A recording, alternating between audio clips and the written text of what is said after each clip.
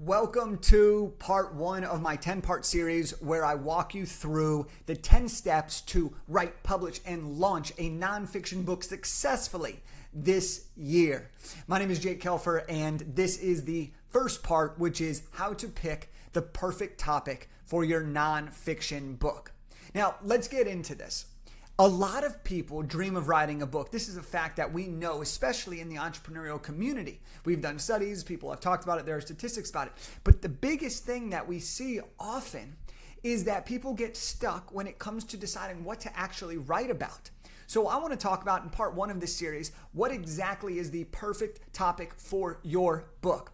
My name is Jake Kelfer. I'm a 4-time best-selling author who's turned my books into successful businesses in the speaking, the coaching, and now the book publishing space. This is a picture of my 4th book, Big Idea 2 bestseller. We wrote it in less than an hour a day, and it's entirely documented. I currently run a company called Big Idea 2 Bestseller, which is a full-service book publishing company, and we specialize in helping entrepreneurs and experts write, publish, launch, and market nonfiction books to build their business and make a massive impact on the world. I've worked with hundreds and hundreds of authors around the globe, helping them turn their ideas, their stories, and their expertise into best-selling books. And now it's time to help you with step number 1. How do we pick this perfect idea? Now, what we have found is that there are typically 2 types of people when it comes to figuring out what idea to write.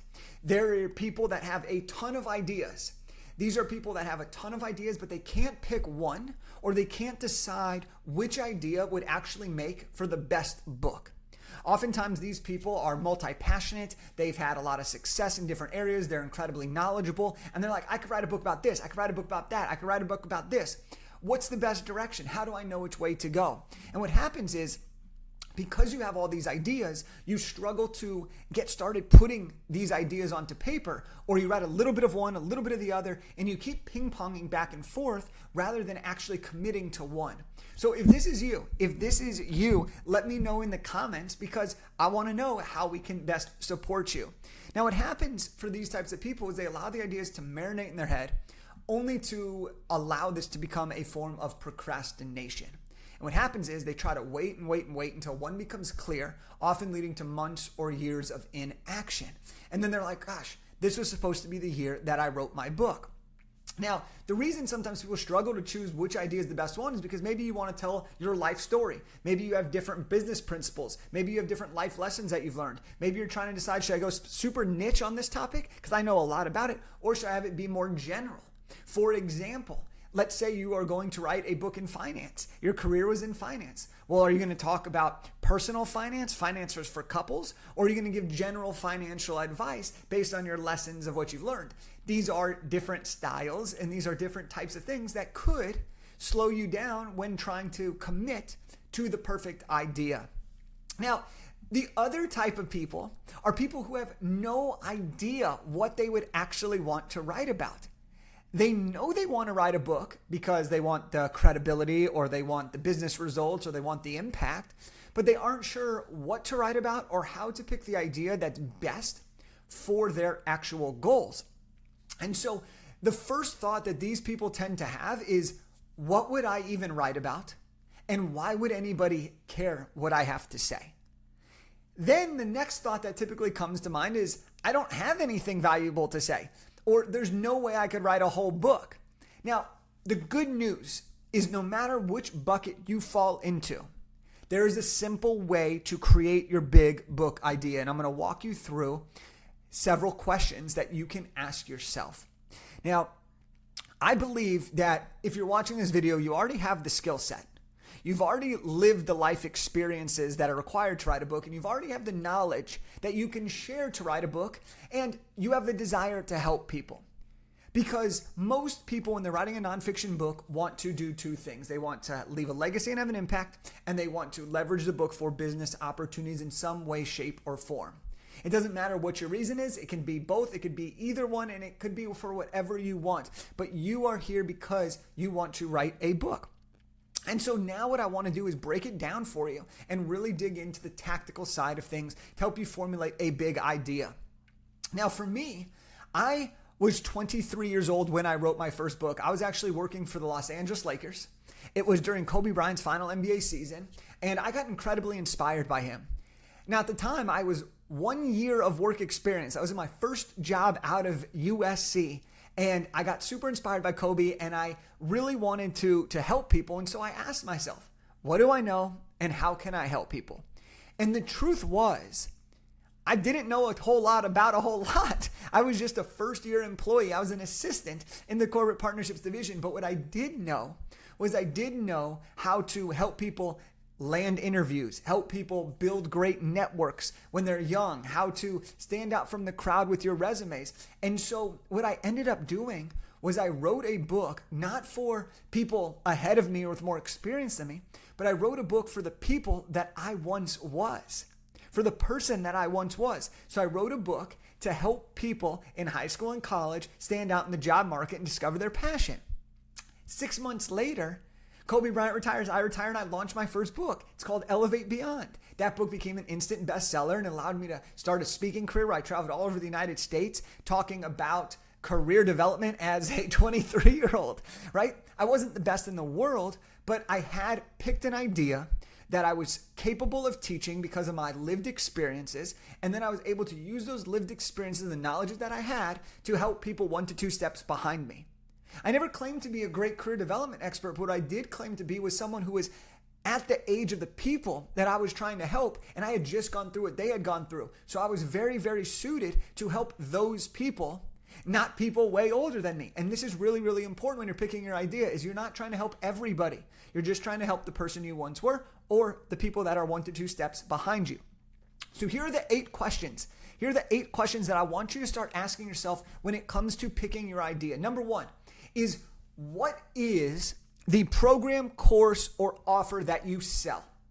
So if you are somebody who sells mindset coaching or performance coaching, well, a lot of times a great book can be based on the things that you already know and already are teaching, because it just goes right in alignment with that. And that can be very, very advantageous. So what are you already creating? What have you already built? What are you already selling? Question number 2 is, what questions are you already being asked? What's in your DMs? What are people constantly asking you about? Is there something that people always come to you for? For example, if you are somebody who's always getting asked questions about habits or energy and how you have such great habits and so much discipline, well, maybe that's a sign that that could be what your book's about. Number 3, what challenges does your ideal client face the most? So if you're looking to use this as a lead generation tool, a networking tool, a client acquisition tool, a way to get speaking engagements, well, what is the person that you want to help struggle with? That's a great avenue to write a book. For example, we have a client, she wrote a book called Sparkle and Grit. Her name's Wendy, amazing person. And she wanted to help people that were women lawyers avoid burnout and overwhelm. Why? Because that's who she once was, and she knew that that was a challenge that they face. So she wrote a book helping them solve that, and it's now sparked her speaking, creating curriculum, and doing some really amazing things and creating her own program. Number 4 is, what is your method for solving these problems? Do you have a framework? Do you have a methodology? Do you have a 5-step process, an 8-step matrix? What do you have that you do to solve your problem? That can often become the chapters of your book, or it can become part of your outline, part 1, part 2, part 3, right? Do you have a 12-week coaching program? Oh, what do you know? Those 12 weeks could become your methodology, which could become part of your chapters, which could become your book, right? Number 5 is, what do you geek out on? I believe that when you're writing a great book, while your intention, the reason why you're writing the book is one of the most important things, I also believe that you got to write about something you're excited about. I mean, come on, you're writing a dang book. You got to get excited. You got to geek out about it. You got to be passionate about it. And when you have this, that can often help you combine both your personal side of your life with your professional side. So when I write my books, when I write about Elevate Your Network, that was my second book, I was passionate about networking. I still am. But I geek out on talking about connecting and finding tricks and things that work, like wearing specific shirts to different types of events to help build the relationships, or different types of networking events on what drinks to order at certain bars and depending on who you're with and how to frame yourself. That stuff fires me up. So I wrote a book on that because I geek out about it, and I know that I was more likely to finish it and stay committed because I was excited about it. The next one that we're going to talk about is number 6, which is what do people come to you for, right? What are people already paying you money for? What are they coming to you for? Number 7, what is your expertise? What do you think you are better than most people in the world at? Now, here's the caveat. Not what are you known as the best in the world for, but what is your expertise? What is something that you can definitely be sure of that you are more knowledgeable about than most people? And I'll be honest with you, if you've spent a month of your time deeply studying something, you're probably more knowledgeable about it than many people. Let me give you an example about this. I've been on a fitness journey. And I've worked with a lot of high performance athletes, NBA athletes. And so I always had like an inkling of fitness stuff.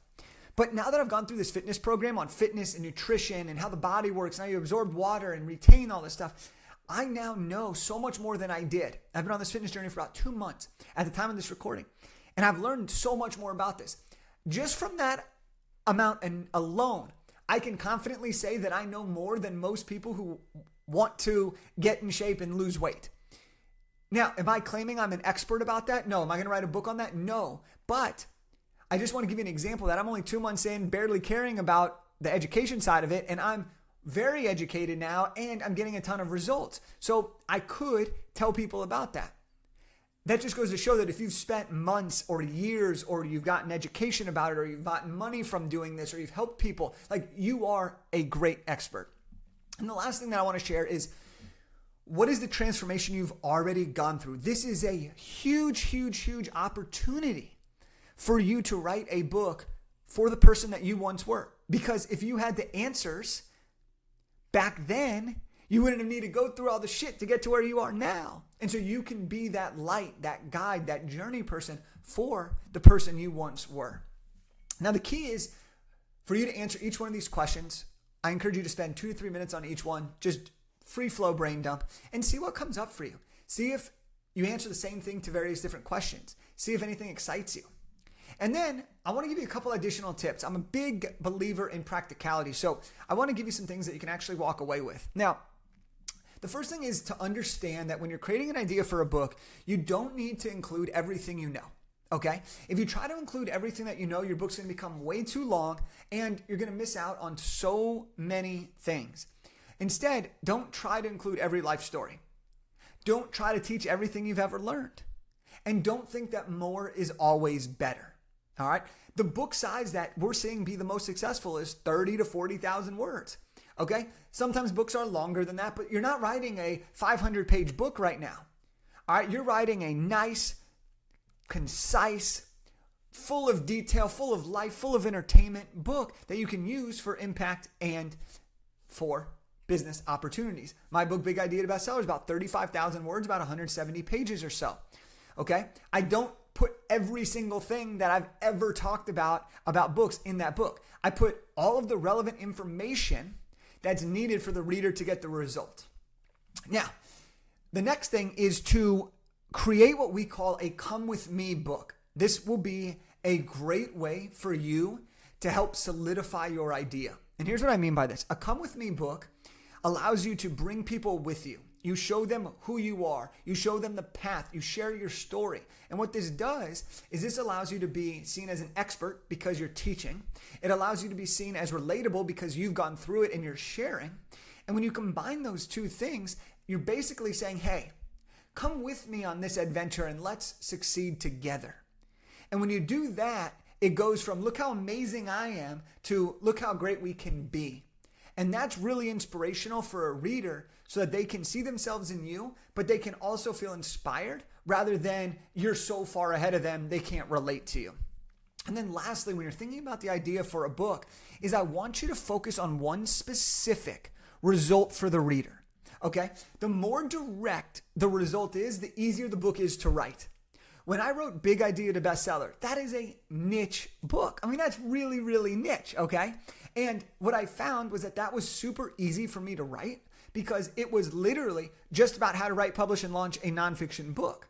So I focused on one specific result, and I just gave the formula, added in some great stories of my life, of my personal experiences, and then added success stories of people that we have helped through this process.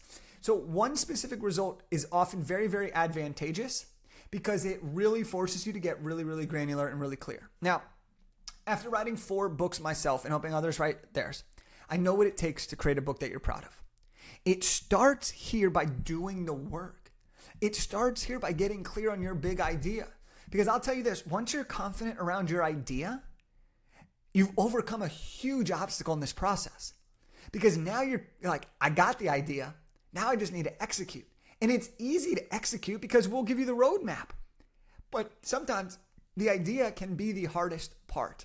So if you found this really, really valuable, okay, if you found this really, really valuable, I want to gift you a copy of my book, Big Idea to Bestseller. In that book, I walk through all of these different things. I have an entire chapter on how to find your perfect idea, how to validate your perfect idea, what it takes to make a great book, and then actually all the other pieces that you need in the process. So if you want to get a copy of that book, just go to bigideatobestseller.com/free-book, and you can get a free copy of that book. We bought a bunch of copies. All you got to do is cover the shipping, and we'll mail one directly to your doorstep so you can take notes in it and have a blast reading it. And if you are really excited about this and you're already starting to think that you're getting more clarity and you want to really dive deeper into that, then go to bigideatobestseller.com/call and book a conversation with our team. And what we'll do on that call is we'll literally chat with you about your idea.